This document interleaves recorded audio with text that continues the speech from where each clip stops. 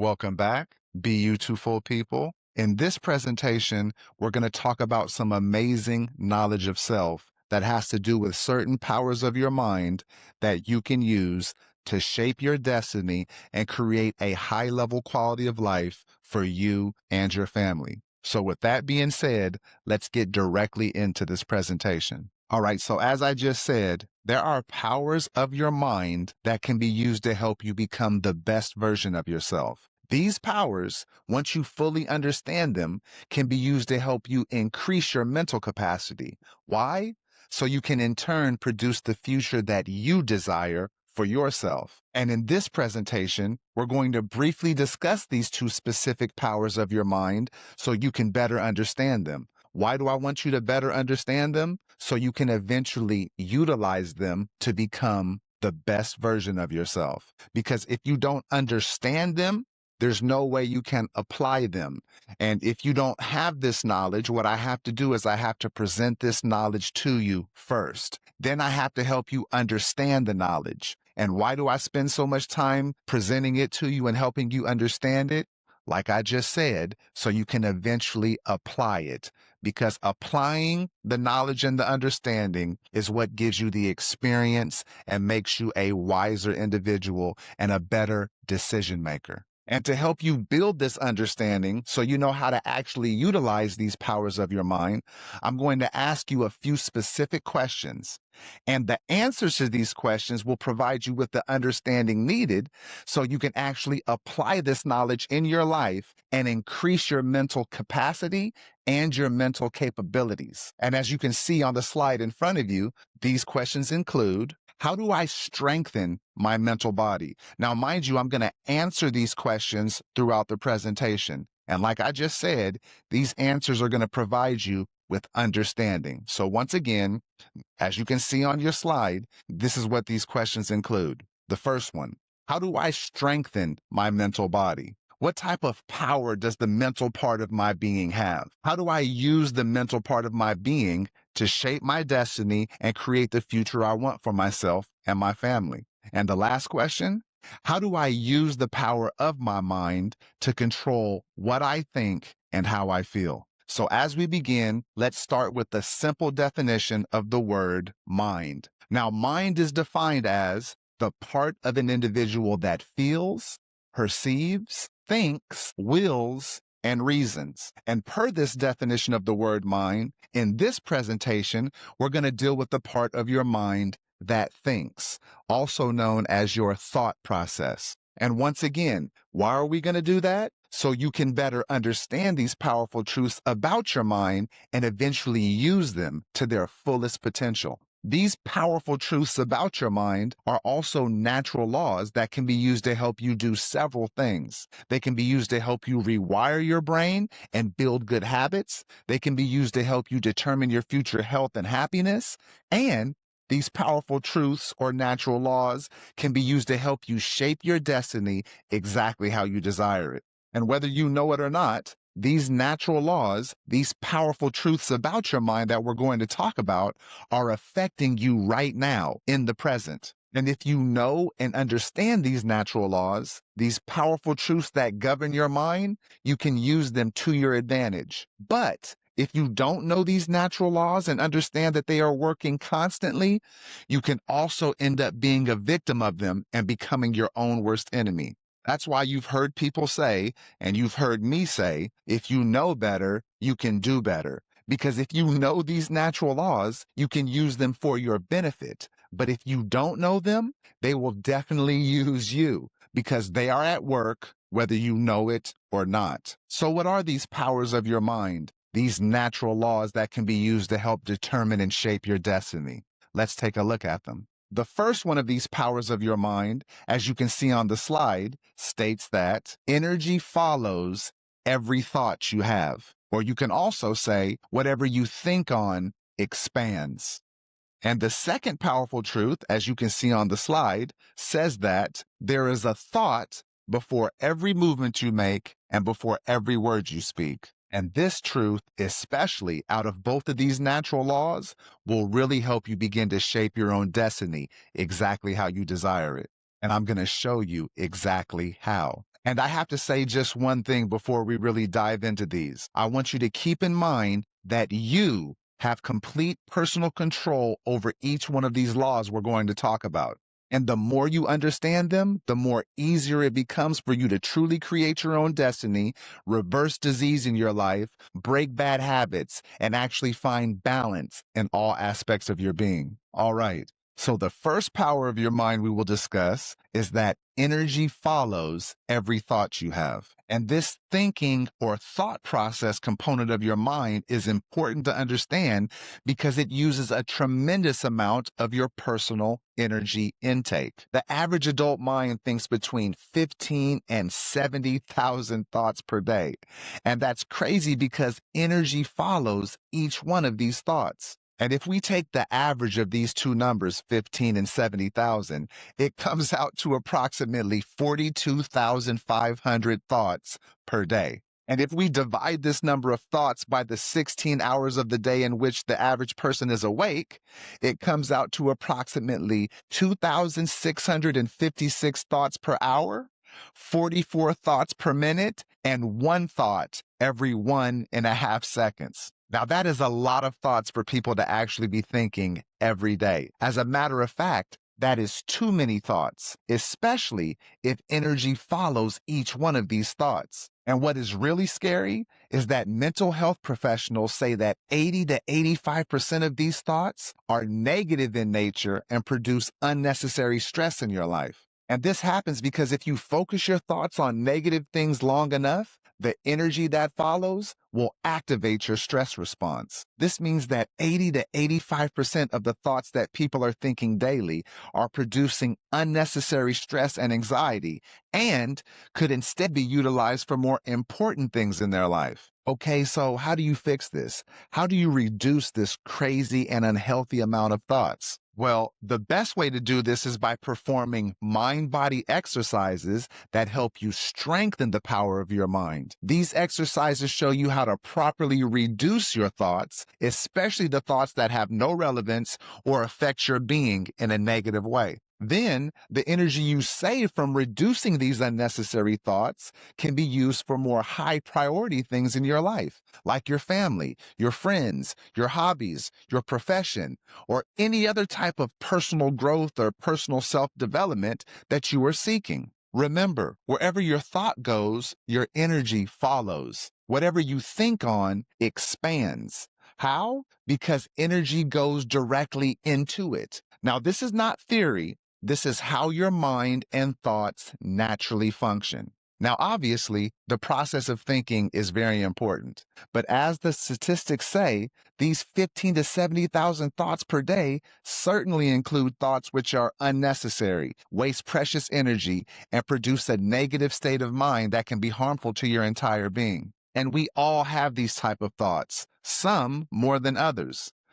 Thoughts that deal with unnecessary and unwarranted stress, anxiety, fear, thoughts of guilt, shame, addictions, relationship issues, thoughts of past traumas, health issues, etc., etc. We all have these type of thoughts. But the good thing to know is that all hope is not lost. These thoughts and the negative energy and actions they produce can be reduced over time and eventually eliminated by utilizing the power of your mind. As I just mentioned in the last slide, one of the best self-given methods for reducing these useless and harmful thoughts in order to save your energy and utilize it for more relevant purposes is by training your mind. Just like your body, your mind can also be exercised and made stronger and more efficient through the practice of what is called forced concentration. And one of the best forms of forced concentration to use in order to train your mind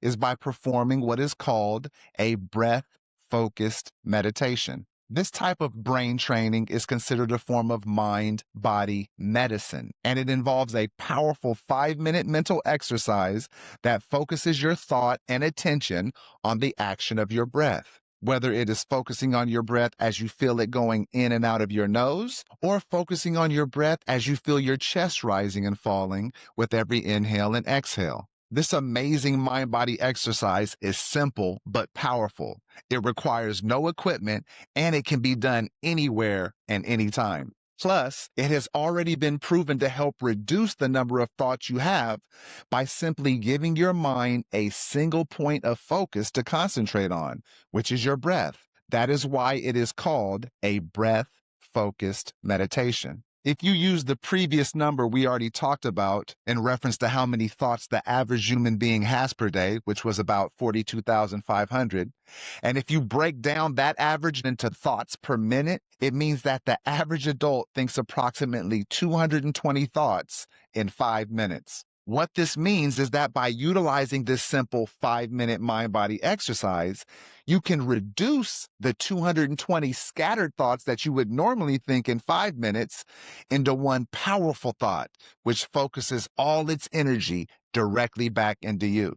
And this exercise not only reduces your thoughts, it also helps lower your stress levels. If you didn't know, stress is cited by doctors and researchers as a major contributor to many different illnesses of the body and mind, such as heart disease, high blood pressure, PTSD, and depression. So anything you can do to lower your stress levels will be powerful. And check out these numbers on the slide. If you did this breath focus meditation 4 times per day for 5 minutes in duration each time, you can reduce up to 1,000 thoughts per day. And that is a tremendous amount of energy that can be saved and redirected back into more important aspects of your life. Because obviously, if you reduced 1,000 thoughts per day from the total amount of thoughts that you think, and energy follows every thought, then you obviously just saved a lot of energy. And like I just said, this energy that you save can be utilized for more important parts of your being, for more important aspects of your life. This process is called thought reduction and energy redistribution. This is the process that helps you reduce or eliminate thoughts of stress, fear, guilt, shame, sadness, relationship issues, past trauma, and other unnecessary thoughts, and then redistribute the energy saved into more important aspects of your life. And I'm going to go back to one of the previous slides so you can see the picture that represents all these unnecessary thoughts. As you can see on that slide,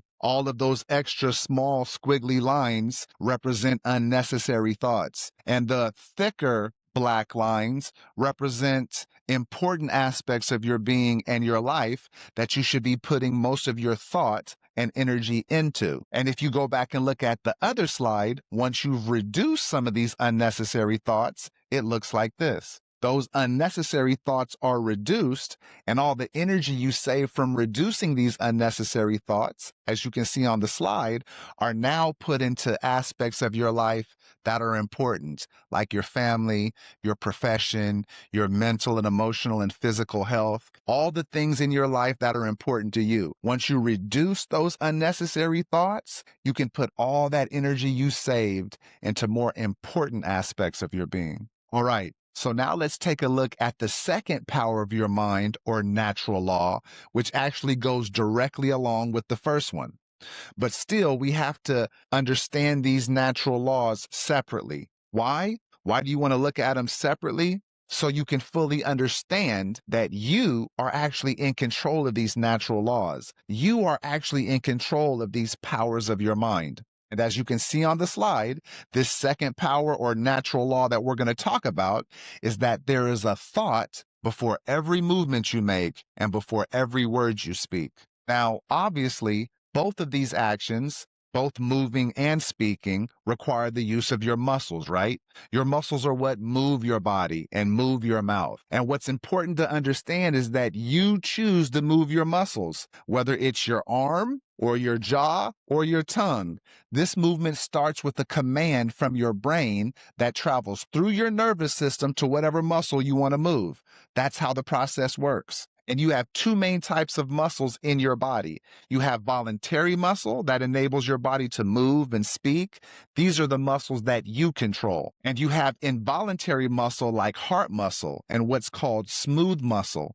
And these muscles operate automatic functions within your body, like your heartbeat and like the other organ function within your body. As a matter of fact, both of these muscles, your voluntary and involuntary muscles, are controlled by your brain. But one of them you control voluntarily, and the other one is involuntarily controlled by your brain. So this means that the involuntary action of your heartbeat, which you don't control, and the voluntary action of simply lifting your arm are both controlled by your brain. And I'm repeating this because you have to fully understand this. Because once you understand that there's a thought before every movement, that's when you can truly begin to shape your destiny. And in this section, we're going to deal with your voluntary muscles because they are the ones that put your destiny in your hands because it is you that control them. It is you that controls how you move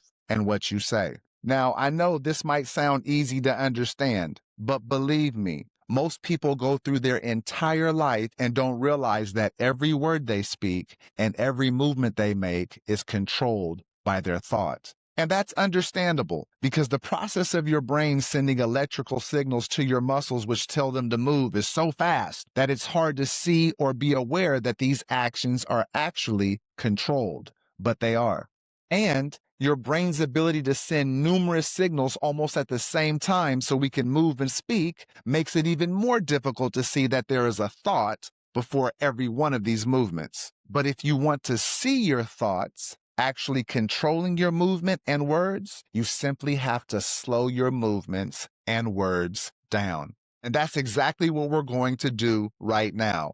We're going to perform a couple of realization exercises that show you that there is a thought before you move and that there's a thought before you speak. And these exercises are not really exercises that you have to do all the time, but these exercises should be performed at least once in your lifetime because they show you that you are in absolute control of the words you speak and the movements you make. Nobody tells you what to do or what to say. All right, so this first realization exercise we're going to do is called mindful movement. And what you need to know is that movement starts first with your mind. Once your mind decides to make a movement, it then commands your brain to send signals to the muscles needed to make that movement. And this is exactly what you're going to do in this short exercise. You're going to decide with your mind what movement to make, and then with your thought, you're going to command your brain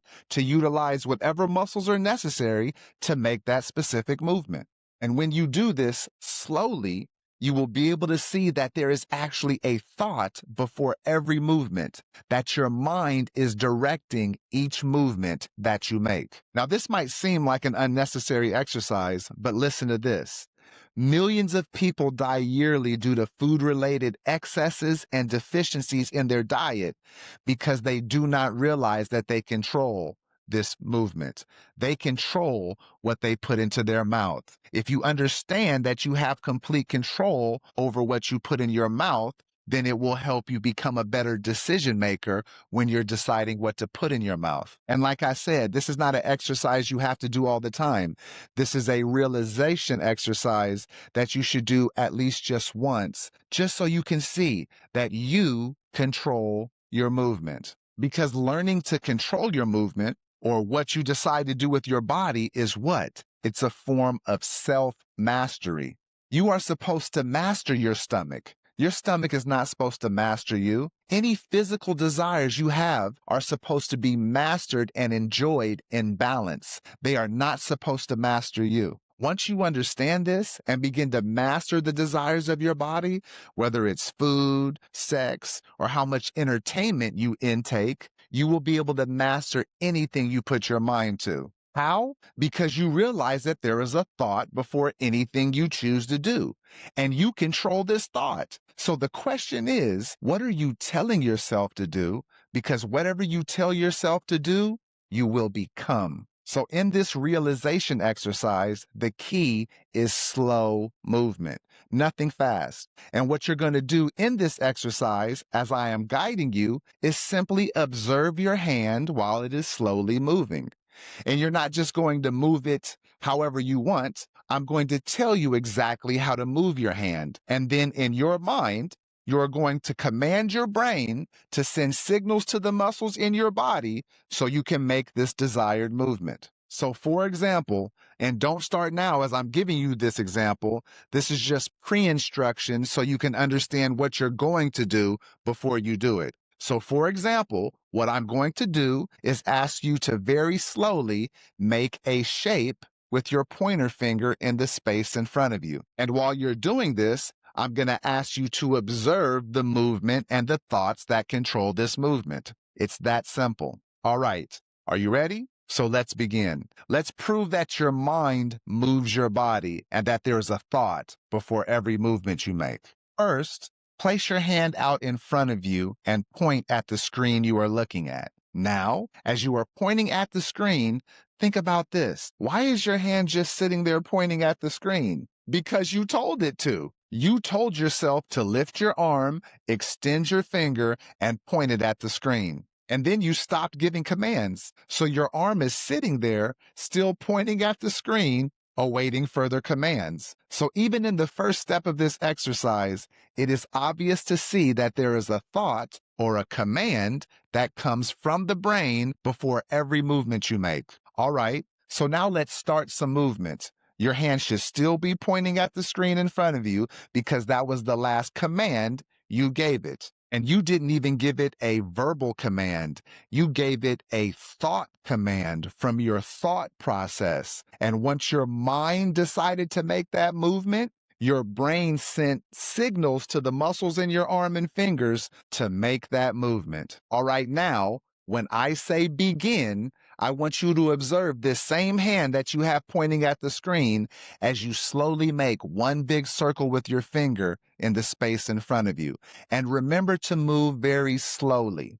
Okay, begin. Now, as you're making that circle, I want you to observe that hand as it's making that circle. Can you see your mind telling your finger which way to move as you make that circle? Okay, once you are done making that circle, keep your finger pointed at the screen in front of you. And now, once again, look, your hand and your arm are waiting for your command. They are waiting for a thought. They don't move until you tell them to move. Every movement starts first with a mental thought, and then that thought commands your brain to send the signals to the muscles in your arm and hand so they move according to how your mind wants them to move. All right, so we're going to do this once again. With the same finger that you have that's pointing at the screen in front of you, I want you to slowly make one big circle. And remember, as you are doing this, observe how your finger, hand, and arm move according to the direction in which your mind tells them to. Once you are done, hold your finger in that starting position and do not make any movements. And as you can see, once again, your finger won't move because your mind hasn't given it any further directions to move. Okay, you can rest that arm, rest that hand. All right, so let's briefly recap that mindful movement exercise that you just did. So what happened? I simply told you to make a circle with your finger pointing at the screen in front of you. And what happened? Your mind decided, okay, I will make this movement. And once it did, your brain sent signals to the muscles in your body needed to make this movement. And it did. That is because there is a thought before every single movement you make. So now the big question is, once again, what are you telling yourself to do? Because that is exactly what you will become. Once you realize you actually control your movements, you will then have more control over your movements. And the movements that you're making are shaping your destiny, whether you know it or not. So now let's try one more mental realization exercise so you can also see how there is a thought before every word you speak. All right, so this second realization exercise is called minding your words. And what this mental exercise will show you is that you think it before you speak it. Words don't just come. The same way your movements start with a thought, every word you speak, every syllable that comes out of your mouth, every movement of your tongue, lips, and the vocal cords used to form these words also begin with a thought. But we speak so fast, we can't see that there is a thought before every word we speak. And one of the best ways to see the thought before the words come is by slowing down when you speak. It's the only way you can see that the words are formed in your mind before they come out of your mouth. All right, so I will explain this exercise first so you can see how it works before you even begin. Then once you actually begin the exercise, you will already have a better understanding of what you are doing because the process was already explained to you. Okay, so when you start, and don't start right now, but when you start, what you're actually going to do is you're going to say the alphabet very slowly. And as you say the alphabet very slowly, you are going to see the letters in your thought first before you even say them. Okay, so remember, don't start yet. I'm still giving you the pre-instructions so you know exactly what you're going to do before you do it. When you begin the exercise, I'm first going to ask you to close your eyes, and then second, I'm going to direct you to begin saying the alphabet very slowly, but with an audible voice so you can hear yourself speaking. When you do this, I want you to try to speak so slow that it takes you at least 2 to 3 seconds to say each letter. And let me show you exactly what I'm saying. This is how slow I want you to say each letter, just like this. A, B, C, D. That's how slow I want you to say these letters. And as you are saying these letters slowly, you should be able to see the next letter pop up in your mind before you even speak it. So, for example, as you're saying the letter A slowly, you should already see B popping up in your thought before you even begin to say it. And as you are finishing saying the letter B, you should see the letter C pop up in your mind before you even begin saying it. And that's going to show you that there's actually a thought before every word you speak. All right, so let's try it. So please close your eyes and with a quiet but audible voice, begin saying the alphabet very slowly. Like I said, try to speak so slow that it takes you 2 to 3 seconds to say each letter.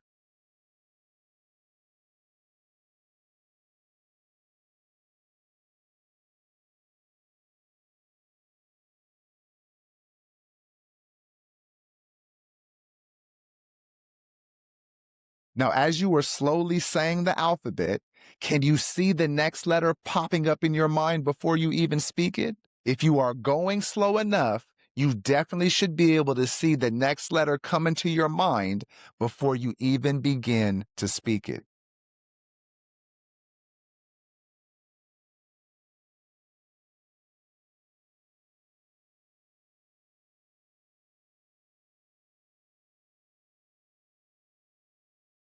All right, that's good. You can open up your eyes. Now, as you reflect back on the exercise that you just did, were you able to see the letters display themselves in your thoughts before you spoke them? Could you see the next letter pop up in your mind's eye as you were saying the letter that came before it? If you were doing the exercise correctly, that's exactly what you should have seen. So, the purpose of these short but insightful realization exercises is to completely open your eyes to this unavoidable natural law that, if used properly, can transform your life and help you become the absolute best version of yourself. And once again, this natural law is what? That there is a thought before every movement you make and before every word you speak. All right, so how do you utilize this natural law once you fully realize it? You do it by asking yourself the following questions. And if you ask yourself these questions and answer them truthfully, it can change your life for the better. Okay, so these questions are, what are you telling yourself to do? Because remember, you choose this movement. And the next question is, what are you telling yourself to say? These are the two questions you should ask yourself because the answer to these questions will tell you where you are going and what you are becoming. All right, so starting with the first question, what are you telling yourself to do? Now, if it is hard for you to answer this question, if you don't know what you are telling yourself to do, then ask yourself the following 3 questions and it will help you discover what you're telling yourself to do on a regular basis. And these are the 3 questions. What are my habits? What actions am I repeating on a daily basis? And am I doing things daily that are helping me advance in life and reach my goals? And keep this in mind as you are pondering your answers. Whatever you do frequently will become your frequency. And also remember that every action has a reaction. Every cause, and a cause is an action, will have an effect. And once you answer these questions, decide right now whether you want to continue doing these things or not. Decide whether these things will create good habits or bad habits. And if you don't want to do them anymore, then stop doing them. And now let's look at the other main question. What are you telling yourself to say? And once again, if it is hard for you to answer this question, if you don't know or realize what you were telling yourself to say, then ask yourself the following two questions, and it will help you discover what you are saying to yourself on a regular basis. It will help you discover what your self-talk is. These are the two questions. When it comes to self-talk, do I say things to myself that are kind and encouraging? And the second question is, do I say things to myself that align with my values and goals? And keep this in mind as you are thinking about your answers. If you don't like your output, which are the words you speak, then change your input, which is what you look at and listen to. Because whatever you tune into, which is what you watch and hear, you will turn into. And now that you have a better understanding of what you are telling yourself to do and say, you have to realize that it takes approximately 21 days of repetition in order to form a new habit, whether it is a good one or a bad one. And it takes about 60 to 90 days to make this habit a part of your lifestyle. And whatever habit that you are repeatedly telling yourself to do and say is a decision that you are voluntarily making. You consciously decide to perform these repetitions. And most importantly, these repetitions, these decisions will eventually determine your destiny. And as we end this presentation, let's look at a couple more important things that are considered movements or actions that you control, that you decide to do, which have a tremendous impact on your health and well-being. And the first one of these is the action of eating. Okay, so if eating is an action in which you voluntarily put food into your mouth, chew it, and swallow it, then the question is, what are you telling yourself to eat? This decision is completely under your control, and it has tremendous consequences. And if you didn't know, and you might have heard me say this before, but eating is very important because what you eat determines how you move, how you feel, and how you age. What you eat also determines the overall health of your cells and how your body will actually fight disease. And eating is an action that you control, which means that your health is ultimately in your hands. And the key to controlling what you eat is in the thought process which precedes the action of eating. If you have respect for your body and a knowledge of your body's natural composition, its natural processes, and its nutritional needs, then this respect and knowledge will do what? It will enable you to make healthier and more intelligent choices when deciding what to eat. Always remember that excesses and deficiencies in the foods we eat are one of the leading causes of disease. And this is just a friendly reminder to find your excesses and deficiencies and balance them out before they lead to imbalance or disease. And if you haven't done that already, don't worry about it, because that is exactly one of the things that I'm going to help you do within this Self-Mastery 360 course. And another very important example of a vital movement or action you control is your own personal fitness. Obviously, fitness requires what? Movement. And as we have learned and already know, there is a thought before every movement. So the question is, how are you telling yourself to move? Or even more importantly, are you telling yourself to move at all?